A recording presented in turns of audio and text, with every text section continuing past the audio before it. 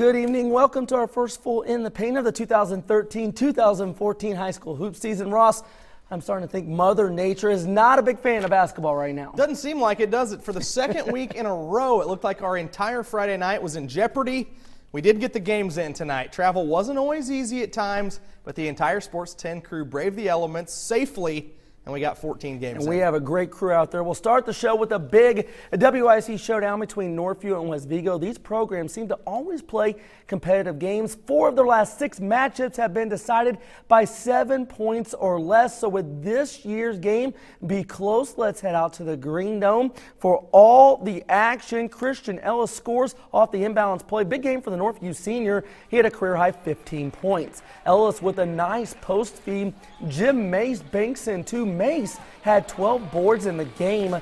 Northview's defense was incredible in the first quarter. Ellis takes the charge. The Knights held West Vigo scoreless in the opening quarter. Time winding down at the end of the first quarter. Mark Underwood gets the rebound, scores right as the buzzer goes off. Great play by Underwood. Northview led 12-0 after one quarter. It took almost 10 minutes of game action, but finally Alex West puts the Vikings on the scoreboard. Vikings trailed by 8 at the half. Third quarter. Incredible play turned in by Northview's Ethan Whitson. The 6'6" big man finishes the alley-oop. Whitson had 13. Dylan Hyatt with the mid-range jumper for Northview.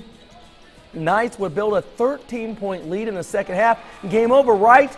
Well, still a line from Lee Corso. West Vigo says not so fast. Vikings Hayden Cornfloss with a nice move in the post rolls 2 in. Later it's Alex West with the hook. That pulls West Vigo to within 2, 37-35. West Vigo goes on a 13-0 run. They tie the game when Brayden Cardinal comes up with a steal and layup. Cardinal had 14. Check out Cardinal. He is pumped up. Love the emotion. That layup ties the game at 37, 2:50 to go. Give Northview credit. They blow that 13-point lead.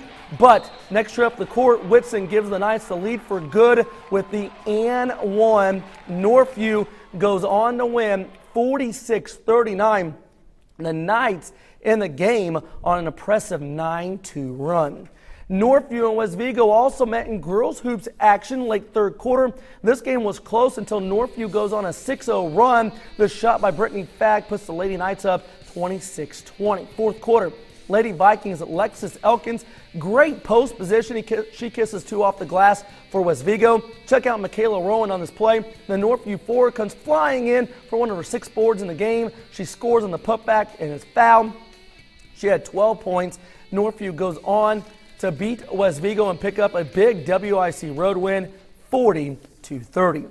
Terre Haute North was over in Indy facing Ben Davis, and it was the Class 4A 13th ranked Giants coming out on top, 55-34. Charlie Imany led North tonight with 11 points. Ross. Thanks, Rick. You know, coming into the season, many thought Class A 12th ranked Clay City would be good. So far, the Eels haven't disappointed with 2 wins by 26 and 27 points each. At 2-0, Clay City with a tough test tonight hosting Bloomfield. This one was just a battle throughout. They're tied at half. Now they're untied. Connor Dowden buries the 3 ball for the Cardinal lead. More Bloomfield now. They break the press, get it into the hands of Brandon Van Zant. The big sophomore finishes strong around the rim to make it a 5-point Cardinal advantage. The big fella can protect the rim too. Logan Sasinger goes up strong. Van Zant says, get out of town. He's only a sophomore, going to be a good one. But Sasinger not afraid to go back in the lane. Spin move, great give to Josh Miller. That's a bunny. Gets the Eels within 1. Then Clay City whipping the ball around the perimeter. It ends up in the hands of Easton Boo. Boo attacks the rim. He gets the score as the third quarter buzzer sounds. Check out the court vision here. Sasinger to Miller under the hoop again. That gives Clay City the lead. You can feel the momentum shift coming. And here comes the big shot. Trevor Singer, big 3-ball. That absolutely got the place rocking and rolling. Noah Denker makes it an 8-point game here as he attacks the bucket with just over 2 minutes to go. That pretty much sealed it. Clay City survives a scare at home against Bloomfield. The Eels win a grinder, 38-32. Shakamak and Union were both looking for win number 1 on the season. The 2 meet in Jasonville. Fans just a little excited in Laker country there. Brandon Morin giving them a reason to cheer early. Nice move in the lane off the window for the pair. Lakers lead by 5. Union trying to keep it tight. Trey Bedwell with the steal and the wide open lane to the bucket the other way. That cut the lead to just 3. Shakamak taking it out of bounds. Mark West breaks free to the corner, buries the triple. West shooting it with confidence there. Now he's making a play for his teammate like any good point guard. West to Jake Walters on the wing. That three forces the Union timeout.